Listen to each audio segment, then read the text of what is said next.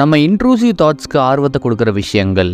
நீங்கள் sky diving பண்ணலான்னு முடிவு பண்ணி போகிறீங்க. பிளேன்லேருந்து ஜம்பும் பண்ணிட்டீங்க. 13,000 அடி உயரத்தில் இருக்கப்போ உங்களுக்கு ஒரு விஷயம் தெரிய வருது. உங்கள் பேக்கில் பேராஷூட்டுன்ற ஒரு விஷயம் இல்லைன்னு. ஸோ இந்த கேஸில் இருக்கப்போ நீங்கள் எப்படி உயிர் தப்பிப்பீங்க? ஃபர்ஸ்ட் நம்ம பதட்டப்படக்கூடாது. நம்ம வேகமாக ப்ரீத் பண்ணனா ஆக்சிஜன் நிறைய போய் நம்ம ஃபோக்கஸை இழக்க வாய்ப்பு இருக்குது. அதனால் ஃபர்ஸ்ட் விஷயம் மைண்டை காமாக வச்சுக்கணும். அடுத்தது உங்கள் கை மற்றும் கால்களை எக்ஸ் வடிவத்தில் பரப்பி வச்சுக்கோங்க. நீங்கள் இப்படி பண்ணுறதன் மூலியமாக எதிர்காத்தோட ட்ராக்னால நீங்கள் கீழே வர ஸ்பீட் கொஞ்சம் கம்மியாகும். ரொம்ப முக்கியமான விஷயம், என்ன வேணுனாலும் பண்ணலாம், ஆனால் தப்பி தவறி கூட தண்ணியில் குதிச்சிடாதீங்க. ஏன்னா ஃபார் எக்ஸாம்பிளுக்கு நீங்கள் 200 km/h ஸ்பீடில் வந்து தண்ணியில் குதிக்கிறது ஒரு கான்கிரீட் தரையில் குதிக்கிறதுக்கு சமம். ஸோ நீங்கள் அப்போ என்ன பண்ணலான்னு கேட்டிங்கன்னா, எங்கேயாச்சும் ஸ்வாம்ஸ் இல்லைனா பெரிய மரங்கள் இருக்கான்னு பாருங்க. இதுங்களில் நீங்கள் எதுலையாச்சும் விழுந்தீங்கன்னா இதுங்க நல்லா இம்பாக்ட் அப்சார்ப் பண்ணிக்கும். அதுக்கு ஏற்ற மாதிரி உங்கள் பாடியை ஸ்டீர் பண்ணி அந்த டைரக்ஷன்ஸுக்கு கொண்டு போய்க்கோங்க.